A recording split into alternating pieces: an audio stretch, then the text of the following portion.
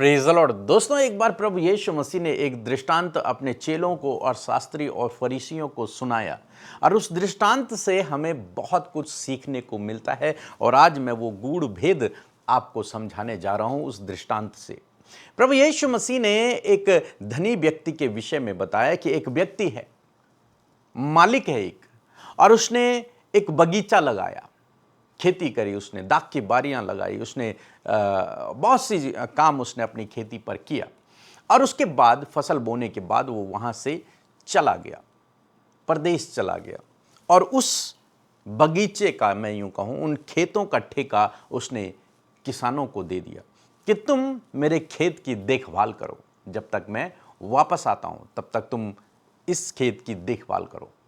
और कुछ समय बाद जब समय पूरा हुआ तो उस स्वामी ने, उस व्यक्ति ने अपने कुछ दासों को भेजा कि जा करके मेरे खेत के पास जाओ, किसानों के पास जाओ जिनको मैंने उस खेत का ठेका दिया था, उनके पास जाओ और उनसे बातचीत करो और उनसे जो कुछ प्रॉफिट हुआ है उसे लेकर के आओ। लेकिन जब दास वहां पहुंचे, सेवक वहां पहुंचे, तो किसानों ने उनके साथ में अच्छा व्यवहार नहीं किया। किसानों ने उन दासों को मारा, पीटा। हम लोग पढ़ेंगे उनके साथ में क्या क्या हुआ। बड़ा बुरा बर्ताव उन किसानों ने उनके साथ में किया। यदि आप मत्ती रचित सुसमाचार उसका 21 अध्याय 33 पद से आगे पढ़ेंगे तो आपको यह दृष्टांत पढ़ने को मिलेगा। मैं 34 पद पढ़ रहा हूं। लिखा है, जब फल का समय निकट आया तो उसने अपने दासों को उसका फल लेने के लिए किसानों के पास भेजा। स्वामी ने कुछ दासों को किसानों के पास भेजा कि जो प्रॉफिट हुआ है या फिर जो फल आए हैं उन्हें लेकर के आओ। 35 पद में लिखा है, पर किसानों ने उसके दासों को पकड़ के किसी को पीटा, किसी को मार डाला और किसी को पथराव किया। यानी कि जो किसानों को ठेका मिला हुआ था, जिनको जिम्मेदारी मिली हुई थी, उन्होंने यह समझ लिया कि अब यह खेत हमारा हो गया है। इसलिए जब खेत के स्वामी के सेवक वहां पहुंचे तो उन्होंने किसी को बहुत पीटा, किसी को तो जान से ही मार दिया और किसी पर पथराव कर करके उन्हें वहां से भगा दिया। मींस उन सेवकों को इन किसानों ने खेतों के अंदर नहीं आने दिया। जो आया उसे मार दिया, नहीं तो पत्थरों से मार मार के उन्हें भगा दिया। अब जब स्वामी को यह बात पता चली तो स्वामी को बड़ा अचंभा हुआ। अरे, ये क्या बात हुई? मेरा खेत है, मैंने तो इन्हें कुछ समय के लिए रिस्पॉन्सिबिलिटी दी थी, ये तो मेरा खेत है, मेरे लगाए हुए पेड़ पौधे हैं, मैं उनका फल लेने आया हूं, उनका फल लेने के लिए मैंने अपने सेवकों को भेजा है, लेकिन ये लोग ऐसा बुरा बर्ताव कर रहे हैं। फिर क्या हुआ? यदि आप फिर से पढ़ेंगे 36 पद में लिखा है कि फिर उसने और दासों को भेजा। चलो, उसने कहा कोई बात नहीं, इन्होंने इनके साथ में जो भी बुरा बर्ताव किया, मैं चलो और फिर से दूसरे दासों को भेजता हूं। और उसने फिर से कुछ और दासों को भेजा। लिखा है, जो पहलों से अधिक थे, यानी कि पहले यदि उसने 10 भेजे थे तो अब उसने 20 भेजे हैं। लिखा है, और उन्होंने उनसे भी वैसा ही किया। अब ये जो फिर दोबारा उसने सेवकों को भेजा, इन सेवकों के साथ में उन किसानों ने फिर से वैसा ही बर्ताव किया। किसी को तो जान से मार डाला, किसी को पथराव कर दिया, किसी को उन्होंने बहुत अधिक पीट पीट कर अधमरा कर दिया। और उनके साथ में भी इन किसानों ने, जिन्हें कुछ समय के लिए रिस्पॉन्सिबिलिटी दी गई थी, उन किसानों ने जो स्वामी के सेवक थे उन्हें बहुत मारा, भगा दिया, जान से मार दिया, पथराव कर दिया, बहुत उन्हें पीटा गया। इस पर स्वामी को बहुत अचंभा हुआ कि ये कैसा बर्ताव कर रहे हैं मेरे सेवकों के साथ में, जबकि खेत का मालिक मैं हूं, मैंने इन्हें रिस्पॉन्सिबिलिटी दी थी। अब जब मेरे सेवक वहां जा रहे हैं तो ये उन्हें मार दे रहे हैं। ये क्या बात हुई? फिर स्वामी ने एक काम किया। स्वामी ने, लिखा है 37 पद में, कि अंत में उसने अपने पुत्र को, स्वामी ने अब क्या किया? अब दासों को नहीं भेजा, सेवकों को नहीं भेजा, अब उसने अपने पुत्र को उनके पास यह कहकर भेजा कि वे मेरे पुत्र का आदर करेंगे। अब स्वामी ने सोचा कि अब मैं अपना पुत्र भेजता हूं, अपने बेटे को भेजता हूं, ताकि जब वे किसान मेरे बेटे को देखेंगे तो वो उसका आदर करेंगे और जो खेत है, उसका जो फसल है, वो दे देंगे। लेकिन जब खेत का स्वामी का बेटा वहां पहुंचा, 38 पद में लिखा है, परंतु किसानों ने पुत्र को देखकर आपस में कहा, यह तो वारिस है, आओ उसे मार डालें और उसकी मिरास ले लें। उन किसानों ने ऐसा व्यवहार, ऐसा प्लान किया कि ये जो आ रहा है, पहले तो सेवक आए, उन्हें हमने मार डाला, उन्हें हमने भगा दिया, उन पर हमने पथराव किया, लेकिन अब जो आया है ये तो स्वामी का बेटा है। अगर हम इसे भी मार देंगे तो फिर स्वामी का कोई वारिस ही नहीं रहेगा। फिर क्या होगा? फिर जो ये खेत है ये हमारा ही रहेगा, ये हमारे पास ही रहेगा। इसकी जो फसल है, इसकी जो उपज है, उसे हम ही खाया करेंगे। और इस प्लान के तहत उन्होंने उसके बेटे के साथ में भी वही बर्ताव किया जैसे पहले दासों के साथ में किया था। जानते हैं यहां पर क्या हुआ है? यहां पर किसान हैं जिन्हें कुछ समय की जिम्मेदारी दी गई थी, लेकिन जब स्वामी ने अपने सेवकों को भेजा तो किसानों ने खेत को अपना समझ लिया और उन सेवकों को मार डाला, सारे सेवकों को। फिर खेत के स्वामी ने अपने बेटे को भेजा, लेकिन बाइबल कह रही है उन किसानों ने उस बेटे को भी, उस वारिस को भी मार डाला। अब ये कहानी, ये दृष्टांत जो दुष्ट किसानों का दृष्टांत है, इसे प्रभु यीशु मसीह शास्त्री और फरीसियों को सुना रहे हैं। और प्रभु यीशु मसीह उन्हें समझा रहे हैं इस बात को कि किसान तुम लोग हो, शास्त्री और फरीसियों। स्वामी है परमेश्वर, और परमेश्वर ने तुम्हें जिम्मेदारी दी थी उसकी फसल की, इजरायली लोगों की।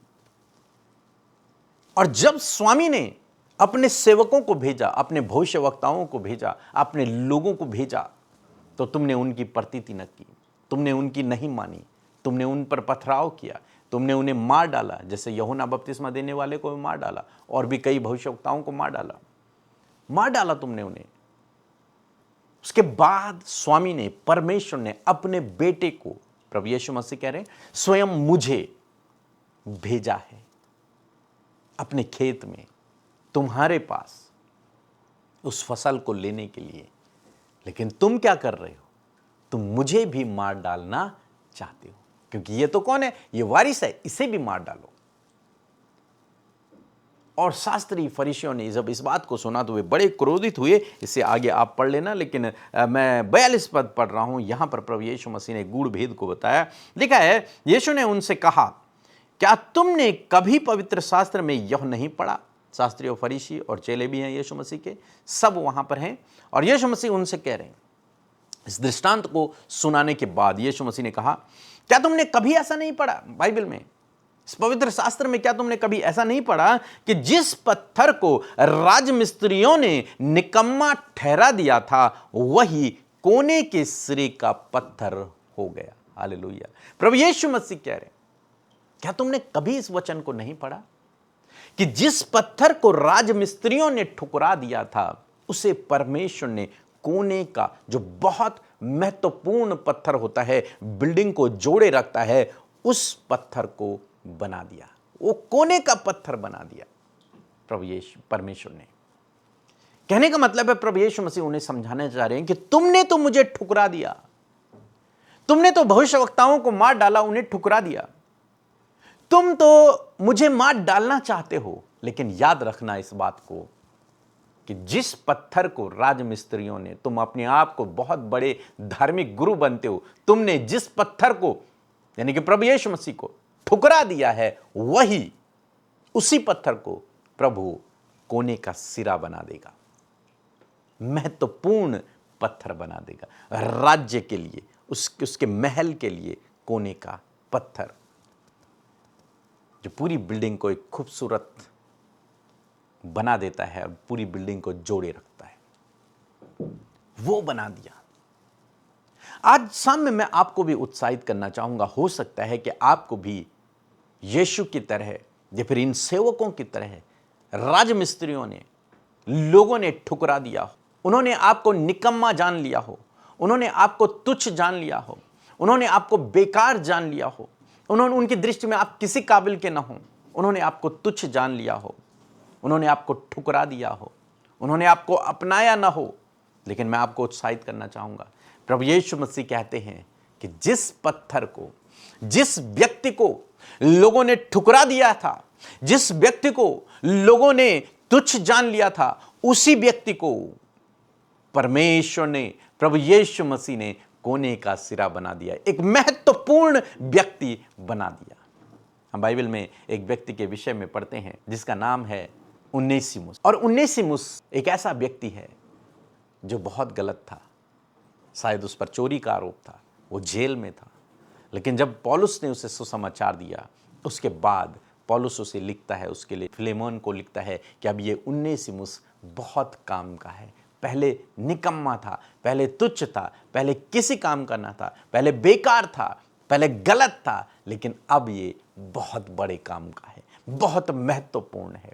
जिस पत्थर को सबने ठुकरा दिया, जिस व्यक्ति को सबने ठुकरा दिया, उसे प्रभु ने कोने का सिरा, बहुत महत्वपूर्ण व्यक्ति बना दिया। इसीलिए बाइबल कहती है, मैंने जगत के मूर्खों को चुना है, जगत के पापियों को चुना है, नीचों को, तुच्छों को चुना है, जिन्हें समाज ने क्या कर दिया है, ठुकरा दिया है। और उन्हीं लोगों को प्रभु ने चुना और उन्हीं लोगों को प्रभु ने कोने का सिरा, महत्वपूर्ण व्यक्ति बना दिया, अपने राज्य के लिए इस्तेमाल कर दिया। उन लोगों को, जो 12 चेले थे, वो बहुत ज्ञानी पुरुष नहीं थे, बहुत धार्मिक लोग नहीं थे। उनमें से कुछ ऐसे थे जो समाज की दृष्टि में तुच्छ गिने जाते थे, पापी गिने जाते थे, जिन्हें धार्मिकता का कोई मतलब नहीं, जिन्हें वचन, प्रार्थना, इन चीजों से कोई लेना देना नहीं था। उन्हें प्रभु ने चुना, उन पापियों को प्रभु ने इकट्ठा किया, जिन्हें समाज ने ठुकरा रखा था, उन्हें प्रभु ने इकट्ठा किया, उन्हें प्रभु ने बाद में कोने का सिरा बना दिया। आज हम उन्हीं को, उनके वचनों को पढ़कर प्रभु यीशु मसीह को जानते हैं। आज मैं आपको भी उत्साहित करना चाहूंगा कि प्रभु आपके जीवन में भी ऐसा ही करेगा। आज समाज ने आपको ठुकरा दिया, आपके अपनों ने आपको ठुकरा दिया है, आपको बेकार समझ लिया, आपको गलत समझ लिया, आपको निकम्मा समझ लिया, आपको तुच्छ समझ लिया है, लेकिन वो दिन दूर नहीं। यदि आपका भरोसा प्रभु यीशु मसीह पर रहा तो वो आपको कोने का सिरा बना देंगे, वो धूली में से उठाकर आपको राजाओं के संग बिठा देंगे, वो आपको बहुत काम का व्यक्ति बना देंगे। सो मैं आशा करता हूं आप समझ गए होंगे। प्रभु आपको इस वचन के द्वारा, इस बाइबल अध्ययन के द्वारा बहुत बहुत बहुत आशीष दे। सो प्रभु आपको आशीष दे। एक छोटी सी गवाही हम सुनेंगे, फिर हम आपके लिए प्रार्थना करेंगे। मैं पिता परमेश्वर की धन्यवाद करती हूँ, पास्टर जी की भी बहुत बहुत धन्यवाद करती हूँ, अमृता सिस्टर की भी बहुत बहुत धन्यवाद करती हूँ। मेरा नाम गीता है, मैं देहरादून से बोल रही हूँ। मेरी एक गवाही है, मेरे बॉडी में बहुत दर्द हो रहा था, मेरे दोनों हाथों में, बॉडी में, मेरे गर्दन में भी, छाती में भी बहुत दर्द हो रहा था। पास्टर जी एक दिन सुबह के समय में प्रार्थना कर रहे थे, तो पास्टर जी ने बोला कि अपनी बॉडी पे हाथ रखो, जहाँ जहाँ पीन हो रहा, जहाँ जहाँ दर्द हो रहा। मैंने उसको रिसीव किया, मैंने हाथ रखी, प्रभु यीशु ने मुझे पास्टर जी की प्रार्थना द्वारा छू के मुझे चंगा किया। आइए मिलकर हम प्रार्थना करें। धन्यवाद धन्यवाद धन्यवाद करते हैं प्यारे यीशु हमारे पिता, हम आपका धन्यवाद करते हैं आज की खूबसूरत शाम के लिए प्रभु, इस समय के लिए प्रभु, जिस समय में प्रभु तेरी उपस्थिति हमारे साथ में है, तेरा पवित्र आत्मा हमें लीड करने के लिए हमारे साथ में है। हम धन्यवाद करते हैं पिता, पूरे दिन भर में परमेश्वर पिता आपने संभाला, सुरक्षित रखा प्रभु, सहायता मदद किया प्रभु, हम आपका धन्यवाद करते हैं। विशेष का धन्यवाद करते परमेश्वर प्रभु इस समय के लिए प्रभु यीशु, जो आपने हमें दिया है परमेश्वर पिता, ये इवनिंग टाइम, ये फेलोशिप का टाइम परमेश्वर पिता जो तूने हमें दिया है प्रभु, जिसमें कि प्रभु देश विदेशों से प्रभु तेरे बेटे बेटियां प्रभु जो भूखे हैं, प्यासे हैं प्रभु, संगति के मेरे खुदावन, वो संगति का हिस्सा बने हैं प्रभु। वो जहाँ कहीं है प्रभु, वहाँ उन्हें आशीष दे, वहाँ तेरी उपस्थिति उनके साथ में हो पिता। हर एक नेगेटिव बातें, हर एक डाइवर्ट करने वाली बातों को, भटकाने वाली बातों को यीशु मसीह नासरी के नाम में हम कैंसिल आउट करते हैं। मैं धन्यवादी हूँ पिता परमेश्वर कि सच प्रभु पूरे दिन भर में आपने संभाला प्रभु। यदि जाने अनजाने में कोई भी गुनाह, गलती, कोई भी अपराध प्रभु यदि किसी के भी विरोध में प्रभु, आपके विरोध में परमेश्वर आपके बेटे बेटियों से हुआ है पिता, आपका वचन कहता है कि मैं तेरे अधर्म के कर्मों को क्षमा करने में विश्वास योग्य हूँ। इस समय जितने लोग क्षमा मांग रहे हैं प्रभु, पश्चाताप कर रहे हैं प्रभु, रिपेंट कर रहे हैं प्रभु, खुदावन आप उन्हें माफ करें परमेश्वर, क्योंकि प्रभु तुम माफ करता है प्रभु, तुम माफी देता है प्रभु, तुम मौका देता है प्रभु कि हर एक जन अपने मन को फिराए परमेश्वर पिता। थैंक यू लॉर्ड जीसस प्रभु, मैं धन्यवादी हूँ वचन के लिए परमेश्वर पिता कि आपने वचन के द्वारा बातचीत किया परमेश्वर पिता, हर एक से प्रभु आपका वचन बातचीत किया है। मैं प्रार्थना करती हूँ आज जितनों से प्रभु आपके वचन ने बातचीत किया प्रभु, उससे इस वचन को पिता वो ग्रहण करके इस वचन के अनुसार कार्य कर सके प्यारे खुदावन। मैं धन्यवाद करती हूँ प्यारे पिता, सच में पिता तू अच्छा है, तू भला है और तेरी करुणा सदा की है। आज की शाम में मेरे परमेश्वर प्रभु हर एक व्यक्ति को नामो नाम आशीष दे, हर एक को पॉजिटिविटी दे प्रभु जी, हर एक को पिता परमेश्वर प्रभु अपनी उपस्थिति में बढ़ाए मेरे पिता, पवित्र आत्मा हर एक को लीड करे परमेश्वर पिता। थैंक यू फादर लॉर्ड, मैं धन्यवाद करती हूँ पिता, मैं धन्यवाद करती हूँ हर एक बात के लिए परमेश्वर प्रभु जी। सच में मेरे पिता जिस प्रकार प्रभु जब तूने प्रभु दृष्टांतों में प्रभु जी अपने चेलों से बातचीत किया और प्रभु तूने उन्हें इस बात को समझाया कि सच में प्रभु जो तेरे वचन का महत्व है प्रभु, उस महत्व को पिता परमेश्वर हर एक व्यक्ति प्रभु समझ सके परमेश्वर पिता, हर एक जन प्रभु जी इसे अप्लाई कर सके परमेश्वर प्रभु जी।